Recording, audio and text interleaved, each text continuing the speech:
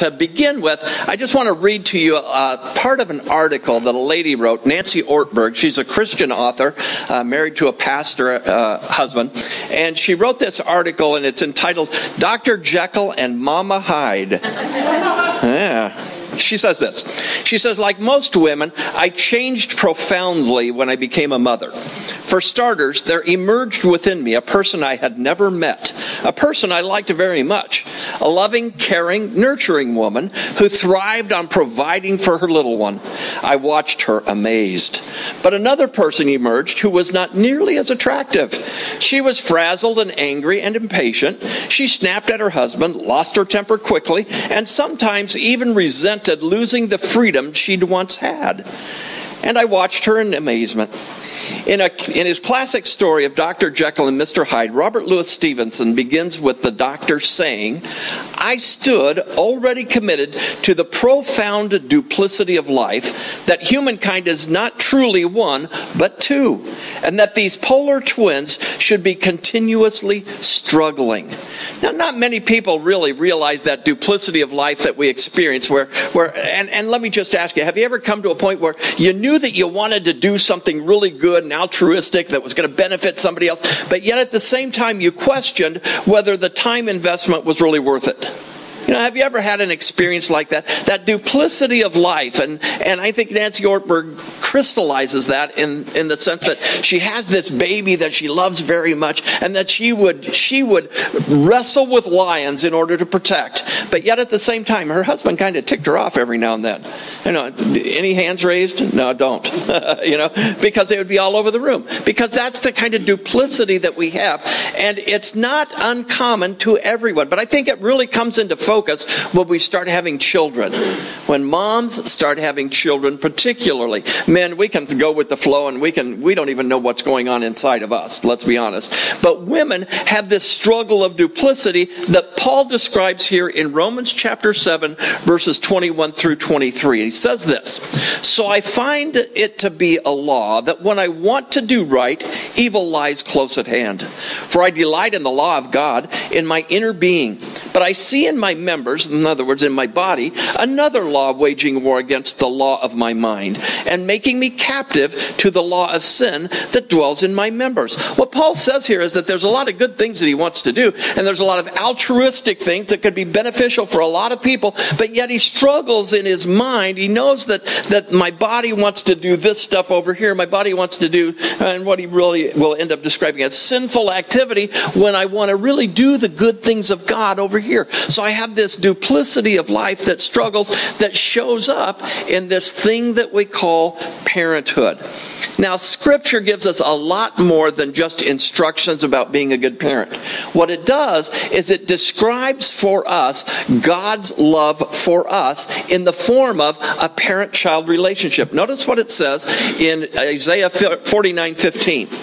Can a woman forget her nursing child? Now, ladies, I need your help here.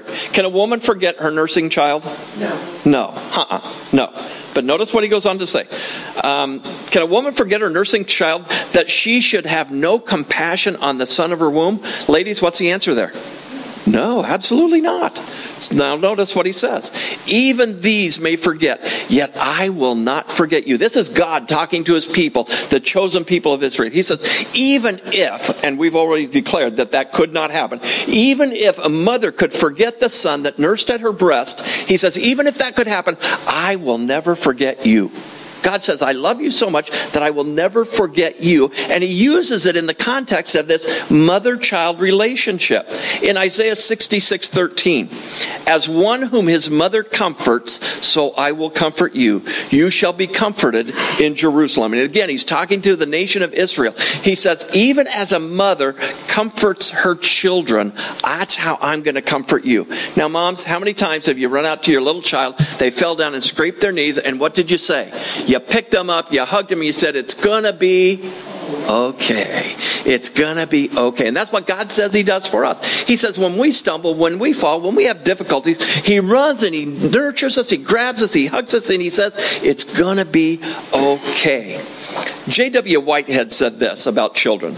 Children are the living messages that we send to a future time that we will not see.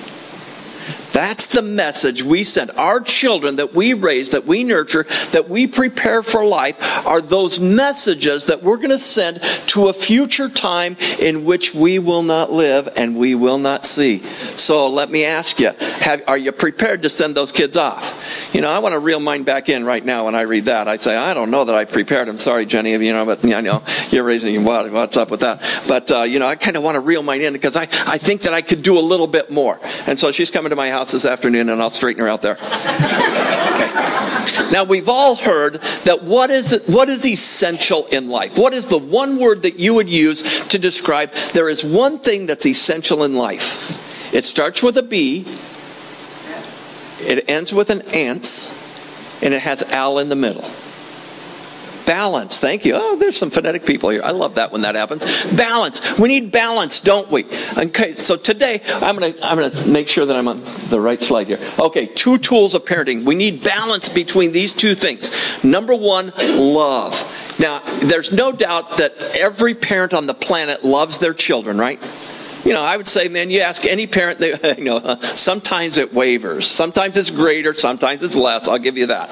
But the truth of the matter is, if you asked any parent in the world, they would probably say, yeah, I love my child. I love my child. Now, in this love, there's a couple of things we need to have. Number 1, flexibility. We need flexibility. How many of you believe that every child should get the same thing?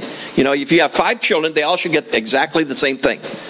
Now, Cindy comes from a family in which if one child got something, every child got something.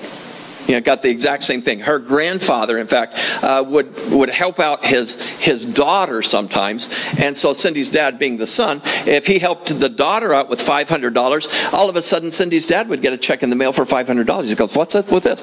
And his dad would say, well, I gave Carol $500, so I'm going to give you $500. Giving them, I know somebody, how many want to sign up to be adopted into that family? Yeah, I hear you. But that's what it was. Everybody got the exact same thing, so none of the children could quibble about it. Now, I want you to know, with flexibility, you don't give children the same thing. You give each child what they need. What they need. Not every one of the children needed $500. Carol needed the $500. Don didn't need the $500. So why are you giving somebody something they don't need? Well, you got to give somebody else. Maybe Don needed some love, some care, some attention. He needed some time, maybe. So you give each child what they need. Second thing is they need instruction. Okay, they need instruction. This is part of love. Now, you could argue that this might fall into the second part, discipline, but I'm not going to argue with you. You put it where you want. But instruction. Every child gets instructed differently. Did you know that? I remember Jared, when he was growing up, he was kind of stubborn. I could say, if you don't do this, you're going to get the consequences. And he'd sign up for the consequences. He didn't mind the consequences, And sometimes I think, the consequences might be easier to deal with in a shorter period of time. A shorter period of time. I thought that was maybe somebody calling me. Jason, if that's for me, just take a message for me, okay, buddy? So Jared, he would be willing to pay the consequences. Now, for Jenny, and you can ask her, all I would have to do is give her one of these. And she does it right now. She looks away, she cringes, she goes, oh no, I'll do whatever you want. And, just the dad look, would get her to do that. So each child is instructed differently. And I use that as a very basic form of instruction. Okay? And then thirdly, compassion. Love encompasses compassion. A lot of times we think that children should be just small adults, don't we? And if they just grow up. I used to think that kids should be born age 12. Age 12 is just about right. They can do dishes, they can mow lawns, they can do all this stuff. You don't have to carry them around, you don't have to change their diapers, and that's not very compassionate, is it? Every mothers are looking at me right now going, and they're just getting ready to leave. But the truth of the matter is that I had to learn compassion for that because I thought, kids were more utilitarian than they really are. Okay, now that's the first thing. The first ingredient is love. Now we need to balance that love with what? Discipline. We need to balance love with discipline. And under discipline, we'll find control. Now, do children need to be controlled? Yeah, at certain stages, at certain times, they need to be controlled because what? They are immature beings. And sometimes their immaturity will cause them to do things that you need to say, no, don't do that. How many of your kids would rather have cake for breakfast? I want cake for breakfast. I want candy for lunch. And I want ice cream for dinner. And I'm old, so I can imagine what kids are like.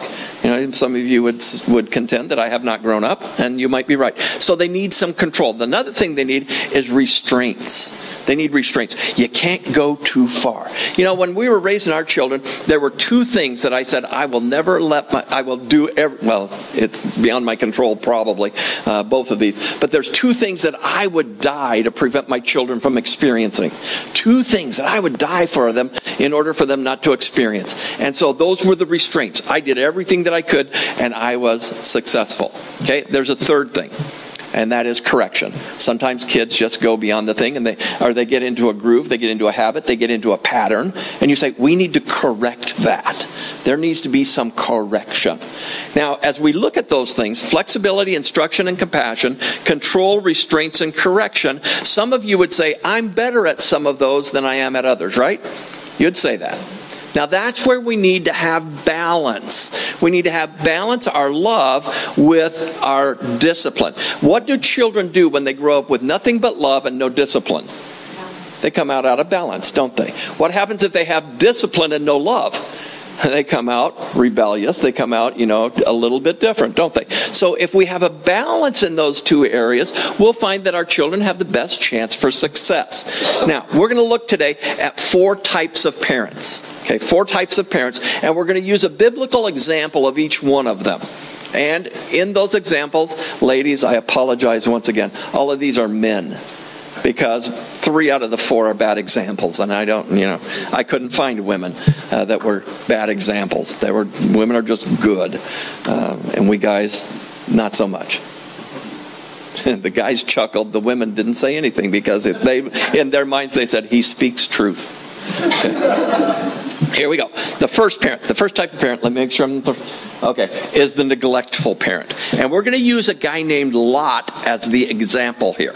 Now, some of you know the experience of Lot. He was Abraham's what? Nephew. He was his nephew. Lot was Abraham's nephew, and they were traveling together, and they both were experiencing a real upswing in the economy. Their herds were getting large, and they were traveling, and they were staking out some territory, and the older of the two, Abraham, the uncle, comes to Lot, the nephew, and he says to Lot, see this land out there? They're kind of on a rise, and they can see the land out there. And he says, you pick the land that you want to take, because our herds are getting too large for us to let them feed off the same land. We're going to have to split up because we've been blessed so much. And so Lot says, okay, I'll take that land over there. And here's what it says in Genesis 19:14. So Lot went out and said to his son-in-law, who were married to his daughters, get up, get out of this place, for the Lord is about to destroy the city. But he seemed to his sons-in-law to be jesting. Now here, let me fill in the story for you from the time that Lot says, I want that land. He goes out there and he establishes, and he gets his herds, his sheep, and they're out there and they're just having a gay old time. And all of a sudden he gets a hankering for city life. Now there's 2 cities out in this area that he has chosen. And there's the city called Sodom and city called Gomorrah. Now if you've never read the Bible, you know this geography. You've heard of Sodom and Gomorrah, right? Even if you've never read about it in the Bible. They're 2 of the most vile places on the planet. There were places where sexuality had run amok, where people were taking advantage of other people, where it was an unsafe environment for somebody to even sleep out in the city square. And that's what travelers would do in this time. They would travel from one place to the next, and they would find a city, they'd find a little village, and there would be a square there, and that was usually the place where people could come and have refuge and be able to sleep, spend the night, and then move on the next day. And nobody would bother them. In fact, many times the Hebrew people would invite them into their homes, and that was their form of hospitality, inviting a complete stranger into your home that's traveling through your city. Anybody ever done that? Okay, yeah. Wouldn't that be cool, though, if you could? If we lived in a world in which it was safe to do that, people are traveling through, and instead of stopping at Motel 6, you said, hey, why don't you just come over to my house? We'll have dinner together. You can sleep in my spare bedroom, and then tomorrow morning you can go on your way. Think how richer our lives would be. Think about how different our culture would be. Some of you are looking at me like, this guy's from a different planet. And some of you are saying, yeah, that sounds really pretty cool. If we could do that. Now, that's the way it was back in the time of the Hebrews. They would just invite people into their homes, and it was safe, and they would do that. Now, Sodom and Gomorrah, not so much. They were much like a city like us in which we had to be protected. And so, if you read through chapter 19, and I encourage you to read through chapter 19, you're going to find that Lot does some things here that really mess up his family by picking this land, first of all, and then deciding to become a city dweller. He virtually becomes the mayor of one of the most vile cities in the world. And some travelers come through there, and he says, hey, come and stay with me. And the people of the town start knocking on his door. And they're knocking on his door, and they're saying, hey, throw those guys out here because we want to have sexual relationships with them. Now, what does Lot do? Anybody know the story? Lot says, hey, take my girls. Take my girls. Don't damage these guys here. Take my girls. How many of you would do that? Not me. Not me. I'd say, hey, take these guys. But he knew the special situation that he was in. And I'm not saying that he made the wrong decision. But what I am saying is because he placed himself in this position, he violated one very important parental rule. And he neglected the protection of his family. He neglected at least that. He made some fatal errors early on in his life by selecting this area of land and then becoming a city dweller, which was not probably in his best interest because it put him in some situations in which he did not protect his family. So here we have Lot, and he didn't protect his family. Now, Sodom and Gomorrah, like I said, two of the most evil places in the world. And Lot missed out. He missed out on both of these things, both of these tools. He missed out on love, didn't he? He didn't love his girls because he's willing to sacrifice them. And he did not discipline them because later on in life we find that God says, get out of town, right? And that's the passage that we read. It says, get out of town because this place is so evil, I'm going to destroy it. And he says, so get your girls, get their fiancés, and get your wife, and get out of town. And so Lot goes to the boys, the fiancés, and he says, hey, we got to get out of town. What did the guys say? Sure, God's going to destroy this place. Apparently they didn't have a lot of respect for Lot's connection to God. And if you have a guy out there that's kind of the mayor of the city and there's all kinds of evil practices going on, and all of a sudden he says, God said to me, you might question it as well, wouldn't you? But God had really told him to get out of town. They did not. So he gets his girls, he gets his wife, and as they're leaving town, God's told them, don't look back. Remember? Don't look back. What's going to happen if you look back? You're going to become a pillar of salt. Nobody wants to be a pillar of salt. I don't know. I have to check into the real ramifications of all of that. But a pillar of salt is a lot worse than being a human being. So as they're going, what does Lot's wife do? Oh, man, she just, and why did she look back, do you think? Now, there's two things she could have been doing, right? One is she's kind of curious about what's, the town's about to go up in smoke, right? Don't you want to see that? I don't know. If you're in the town, you don't. But I mean, if you're outside the town, you might want to say, did God really say that he was going to burn up the town? Have you ever heard that before in anybody else's language? Any other Bible character saying, did God really say? Yeah, it was the serpent, right, in the Garden of Eden. Did God really say? And so she's got this thing in her head. She says, did God really say? And she looks back. What happened to her? Bingo. Yeah. She became a salt lick. And bummer for her. But there's a couple of things here that we can look at. Number one, she didn't have faith in God, did she? Okay, her faith said, God said, don't do this. And has God ever said that before? Yeah, don't eat from this one tree. Oh, that's the one tree I got to eat from now.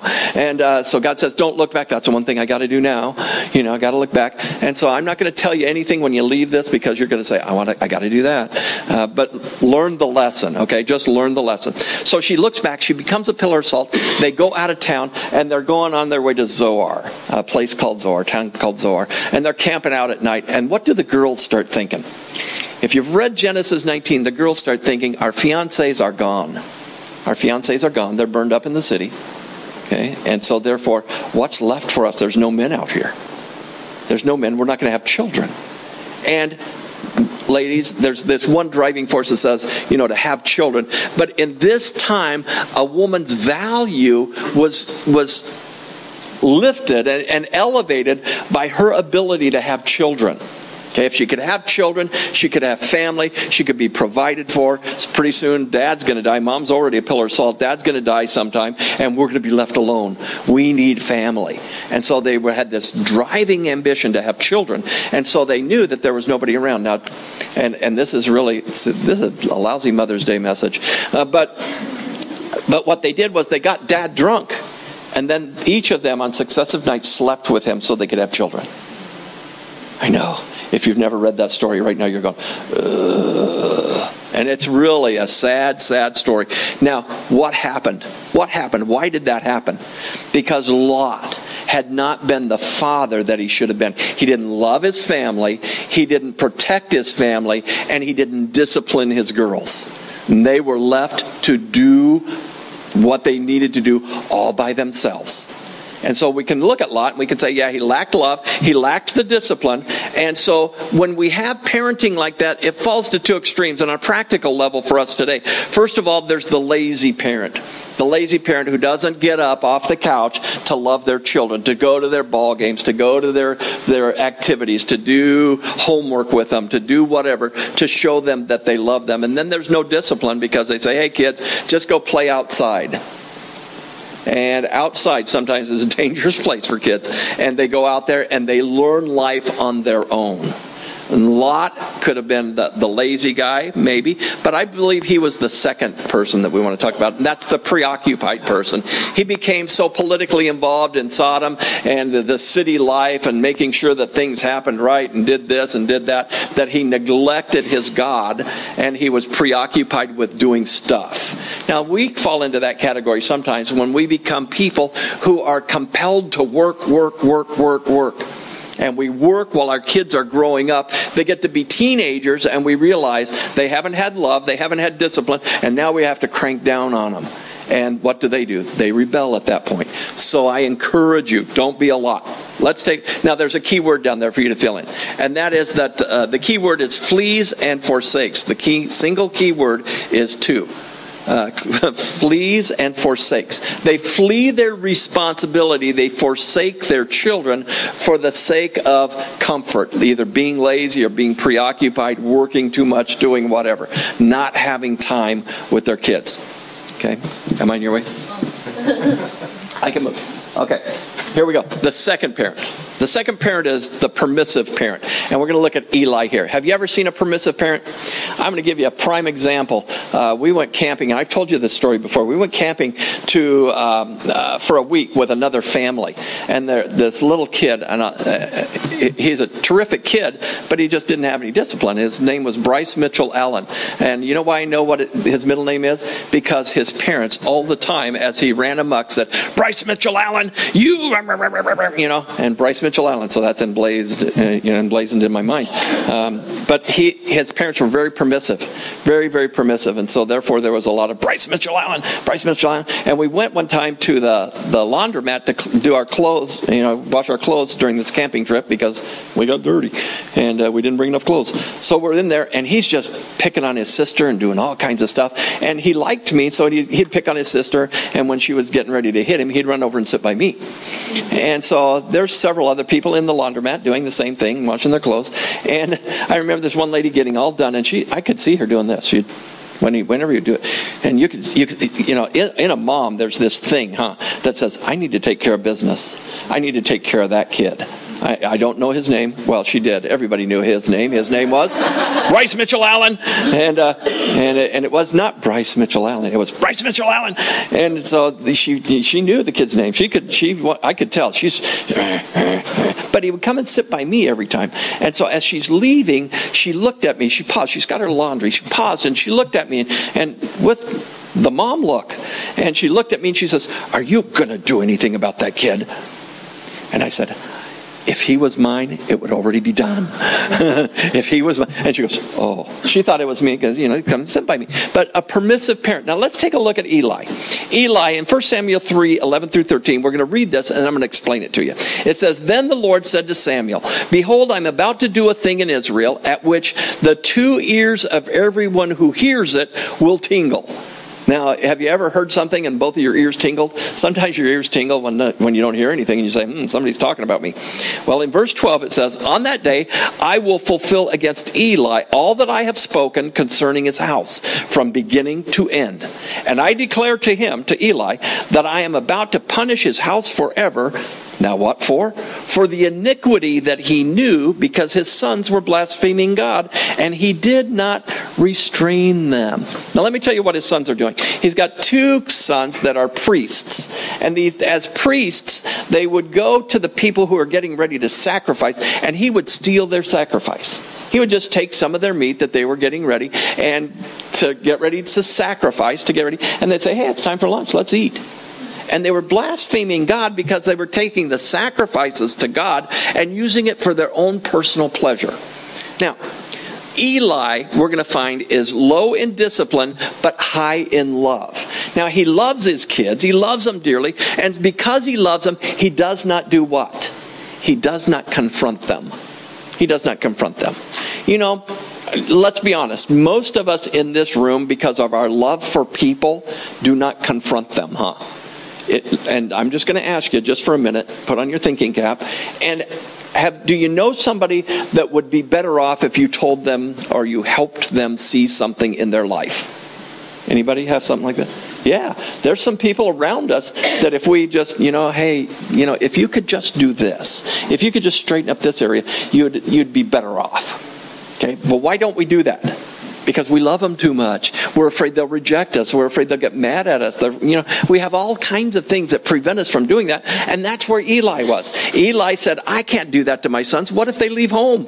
What if they disregard me? What if they get mad at me? What if? So he never confronted his sons. Now, parents fear telling their children no because they're fearful that their children will reject them. And that's where Eli was. He was afraid that his kids would reject him. Now, great risk for this happening in three areas of our culture. And that is where there's a broken home. Okay, where there's a broken home and maybe only one parent in the home. And I find that when that happens sometimes, not always, there's a lot of great single parents. In fact, there's some that are in this room, some great single parents. But there are sometimes in the single parent home, the mom or the dad feels like they need to be friends of their children more than they are parents of their children. And so this high love, low discipline thing happens there. Moms, in broken homes will send to the dad, let the kids go to the dad's home. And dad is the Disneyland parent, and he just takes them out and does all the stuff. And then when they come home, mom has a hard time getting them back on track.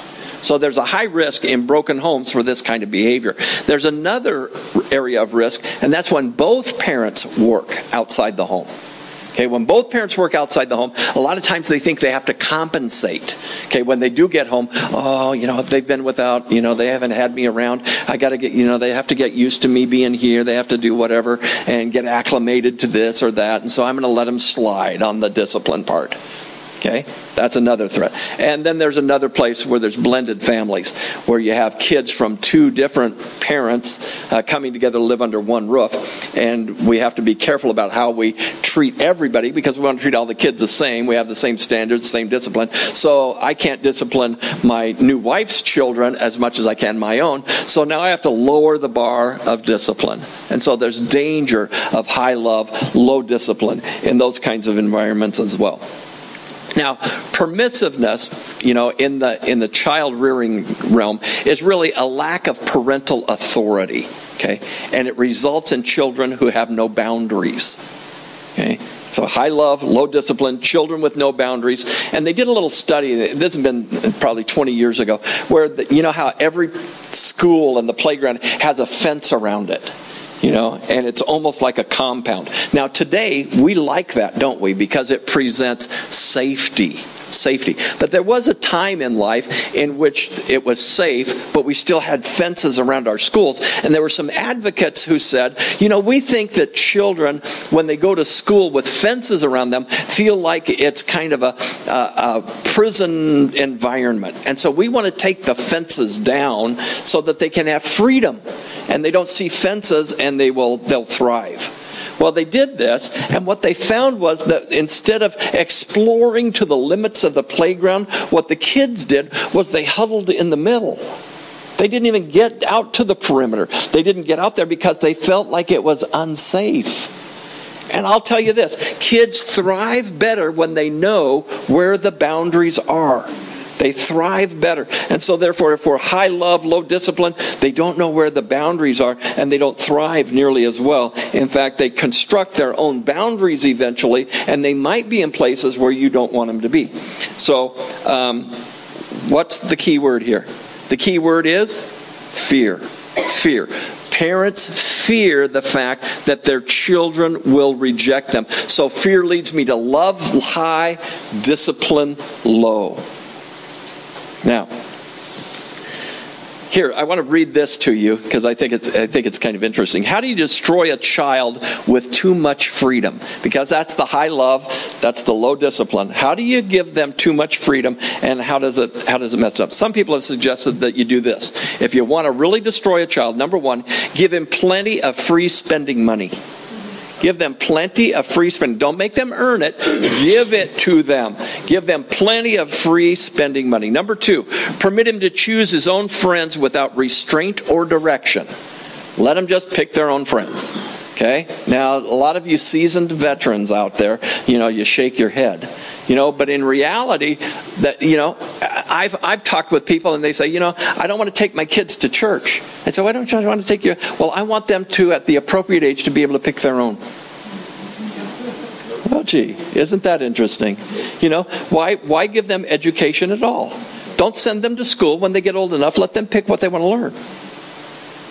Makes as much sense. Okay, number three, give him a latchkey and allow him to return home at any hour of the night. Okay? Number four, make no inquiry as to where or with whom he spends his leisure hours. Don't get to know his friends. Just let them do their thing. Okay? Number five, get him to understand that manners make good substitute for morals. Does that ring true? If you're just polite, you can act as immoral as possible. The thing that I always worried about most when Jenny was getting ready to date was a polite young man. I feared that. Because a polite young man, I want her to have a polite young man. I want her, and she picked the best husband in the world. But, and I mean that. I expected an but I didn't get it. But the truth of the matter is that there's some young men who will become and be as polite as pie just to get the parent to believe that their daughter is safe, when in reality they are not.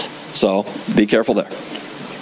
Let your child learn to expect let him learn to expect pay for every act of helpfulness. Every time he takes out the trash, here's another $1. Here's this. And, rewarding good behavior and finding the smallest thing to reward. Okay? Make sure that they learn that if you want to destroy him. Okay, number 7, let him spend his church time hours on the street instead of in church. Okay? And don't make him go to church or youth group at all. Be careful never to let him hear you pray. Okay? That's the way you can destroy a child. High love, do you love your child? Absolutely. These parents love their children. Low discipline, let them do whatever they want. It can ruin a child. Okay, number 3, the authoritarian parent. We're going to use Saul as the example here. Okay? So, did I give you the key word there? Fear? Yeah, we got that. Okay, the authoritarian parent, Saul. Now, Saul was the first king of Israel, right?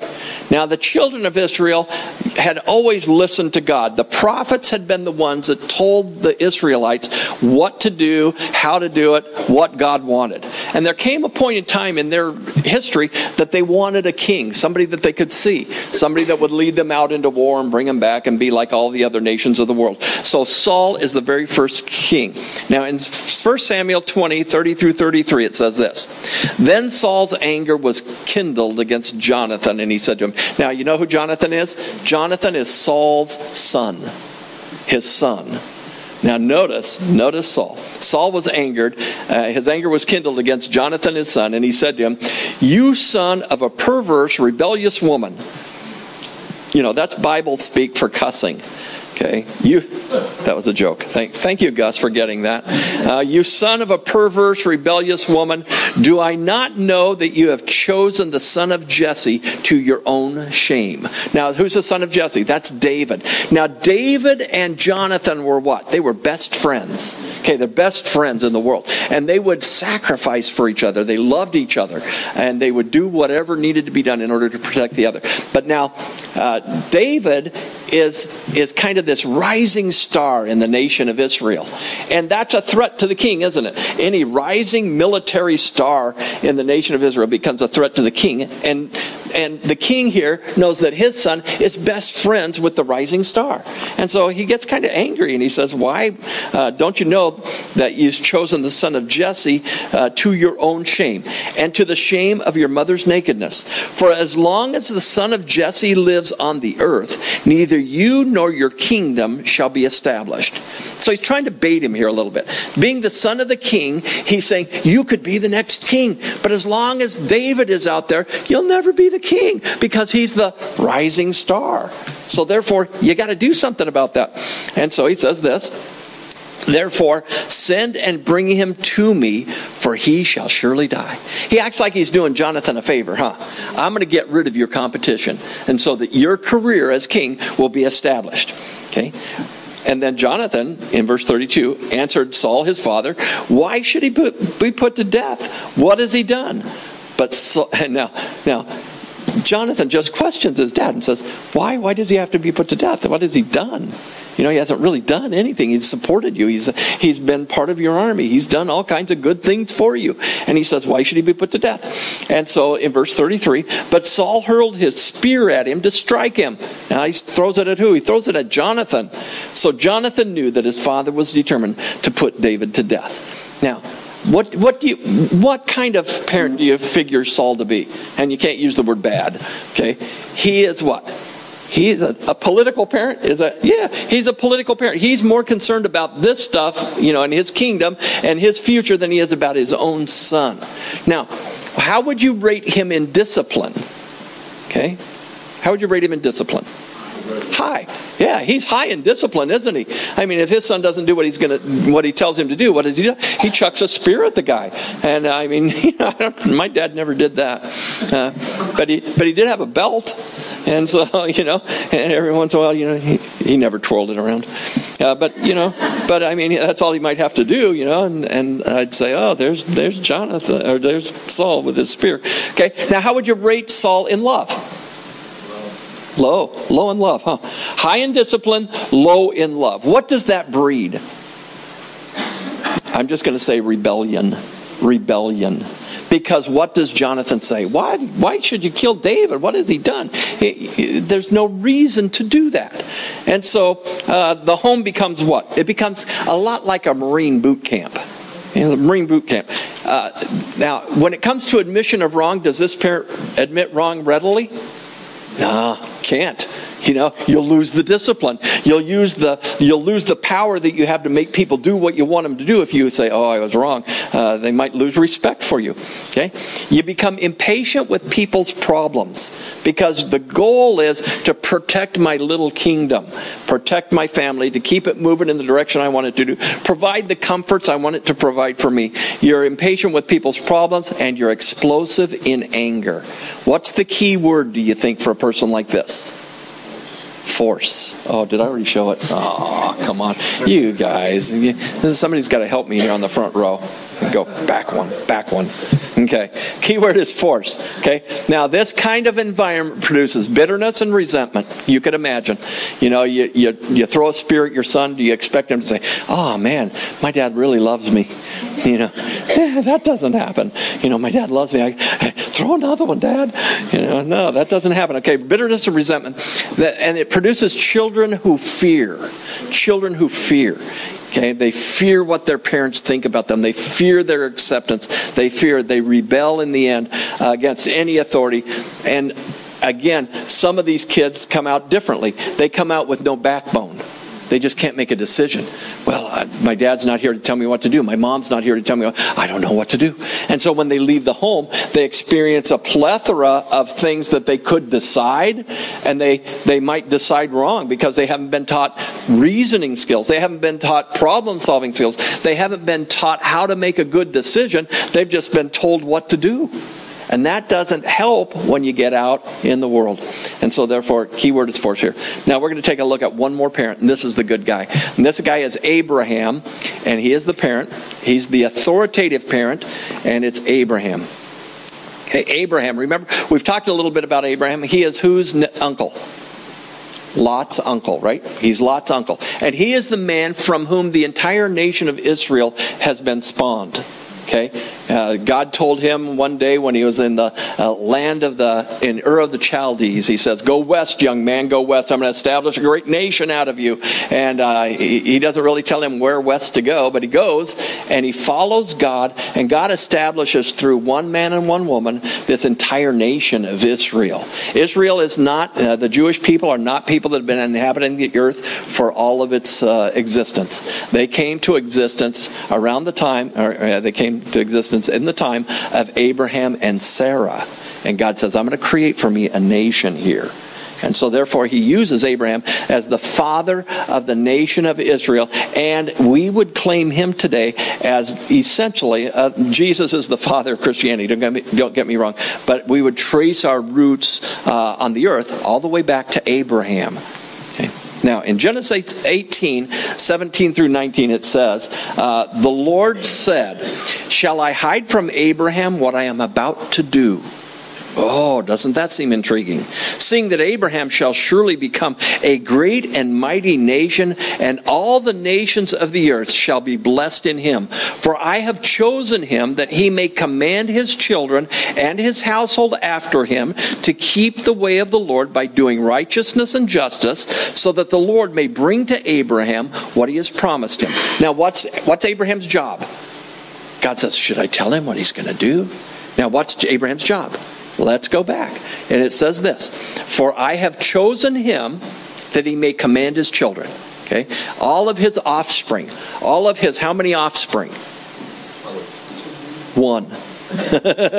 He has a son, Isaac, right?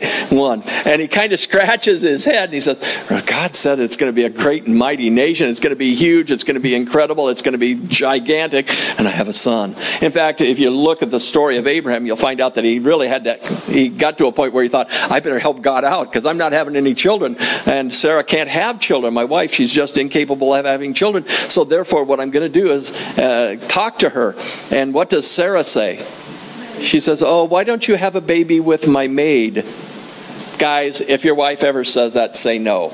Okay? I've learned from Abraham, just say no. Because then he does have a child with her, and things get weird with Hagar and Sarah, the mom and a half, and they say, that was insensitive, huh? But they say, Sarah says, "Oh, you like Hagar more than you like me." "No, I don't, honey." "Yes, you do." "No, you don't." "Well, you told me to do this." "No, I didn't." And so, what was once Sarah's idea all of a sudden becomes a thorn in his backside. And so if that ever comes your way, just say no. I doubt it will. But now he has one son from which the nation of Israel is going to be born. Abraham's job, have one son. But notice, he says this, the entire nations of the earth are going to be blessed. I have chosen him that he may command his children and his household after him to do what? To keep the way of the Lord, and he tells them how to do it. Keep the way of the Lord by doing righteousness and justice. Stand up, do the right thing between you and God, and when you're right with God, you'll do right with other people. That's righteousness, right? Okay, being right with God, doing right with people around me. Righteousness. And he also says not just righteousness, but justice. He says stand up for the people that can't stand up for themselves. Help them be all that God created them to be by standing up for them, defending the people that are getting picked on, defend the people that don't have what they need, help provide that, do righteousness, do justice. Now that's Abraham's job. Now where do you think he starts doing that? Let's back up a little bit. That he may command his what? His children. his children. Abraham starts becoming this great man of God right in his own little family. Now, Abraham, as we look at this, a little later on, Isaac gets to be a young kid, and God says, okay, what I want you to do is take Isaac out, and I want you to sacrifice him to me. Now, when I say sacrifice him to me, what I mean is, God means, I want you to take him, I want you to put him on this pile of fire, and I want you to light it. I want you to burn up your child. Now, that sounds a little tough, doesn't it? Now, high in love, high in discipline, what? Doing righteousness, being right with God, doing right by his son. Now, was it right for Abraham to take his son and start sacrificing him? Yeah, because he was being right with God. Okay, so he takes his son out there, and he puts him on there, and he ties him up, and he gets ready to light the fire, and all of a sudden, he hears this voice, stop. Look over there. There's a ram caught in the thicket. Use that instead. And what God was saying was, I want you to be so right with me that you would do something that is almost contrary to your heart. Because to Abraham's heart, I can't imagine him not struggling with that decision to sacrifice his son Isaac. His one and only son that this whole nation's going to be born from. He finally gets it and gets down the road and says, oh, I have finally done it. And then God says, kill him. Oh, no, I don't want to do that. So now God says, okay, sacrifice the ram instead. And God used Abraham high in love, high in discipline, because it takes a really disciplined man to do what? It takes a really disciplined man to follow God when it seems contrary to my family's security. Okay, follow God, contrary to my family. So he's high in love, high in discipline, and he was not willing to sacrifice his principles. What was the driving principle for Abraham? I want to be pleasing to God. That was his single most driving principle in his entire life. I want to be pleasing to God. I want to be pleasing, and it's being pleasing to God if it means sacrificing my son. I don't get it. I don't understand it. I don't want to do it, but I'm going to do it because my God has said to do it.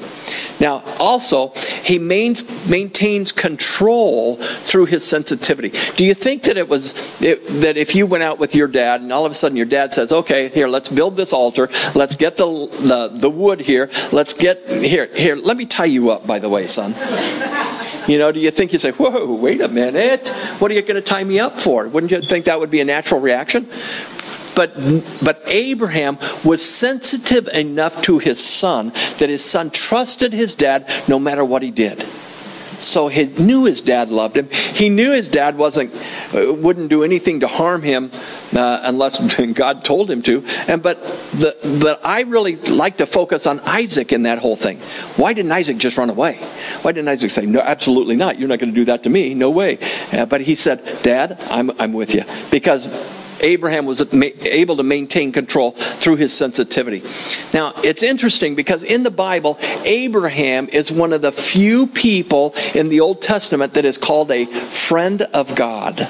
He was a friend of God. He was so close to God. He was so willing to follow, so able to do what God asked him to do, that he was considered a friend of God. Now, I believe that Abraham parented Isaac much like God parented Abraham. Okay? And as Abraham had experienced God, he says, that's the kind of dad I will be to my son. And how does his son grow up? His son grows up with complete trust in his dad's ability to do whatever is right. I remember on the playground, it used to be, when I was growing up, we respected our dads and valued our dads so much that we would say, my dad can beat up your dad. I would never say I could beat up anybody, but, if I could remove it one generation, my dad can beat up your dad. Oh, yeah, my dad can beat up your dad. And who knew? And it really, in the end result, our dads would probably never fight each other. But we always lived with that. My dad is so magnificent, so strong, so whatever. Nowadays, you hear that discussion on the playground. Do you hear it anymore? Now, there was a period of time where it's kind of died out. But it used to be, you'd get out there and you'd say, my dad can beat up your dad. And the other kid would say, that's nothing. My mom can beat up my dad.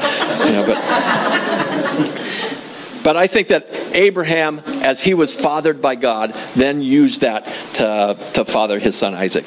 Now, when God is our model, like it was for Abraham, we can experience the greatest amount of success. Okay? When God is our model, we have the greatest amount and greatest ability to succeed. Now, what's the key word? Nobody knows. That means I'm on the right slide. Here we go. The key word is fellowship. The key word is fellowship. Where there's this thing in me that connects with my children that I share with God. Okay? That's what fellowship is. Fellowship is where my spirit identifies with God's spirit, and as God's spirit identifies with my children's spirit, we have that community of fellowship. Fellowship, in most churches, it revolves around food, right? And when you say fellowship, I mean the gastric juices start flowing and you start getting hungry. But the truth of the matter is that fellowship has little to do with food. Fellowship can go on around food, and don't get me wrong, I don't mind food. But fellowship happens when I connect with your spirit.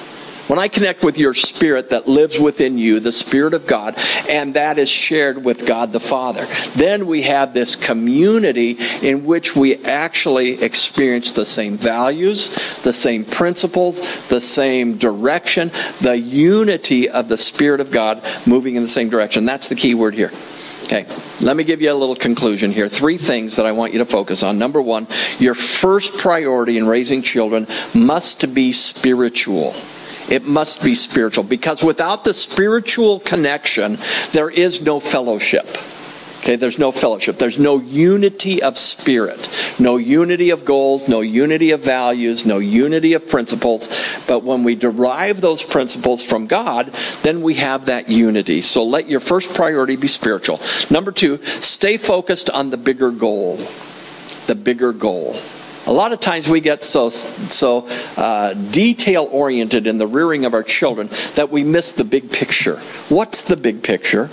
The big picture is for me to produce children who are connected to God and able to function in the world He created. Okay? Does it matter which school they go to? It could. At certain times it could. But usually that's, sometimes an experiment. And so be willing to experiment in the areas that need experimentation, but let's be unified and let's be focused on the bigger goal of life. Produce children that are connected to God, living in the world that He created. Okay? Third thing, remember that only responsibility develops maturity. Only responsibility develops maturity. A lot of times we want to rescue our kids, don't we? Even as adults, we want to rescue them. We want them to pay the minimum consequences. When they don't pay consequences, they don't learn responsibility, do they? And so without responsibility, there is no maturity. Have you ever wondered why there's so many people in the world today that have just never grown up? Well, I'm going to give you the reason. They didn't have to. They had somebody provide for them.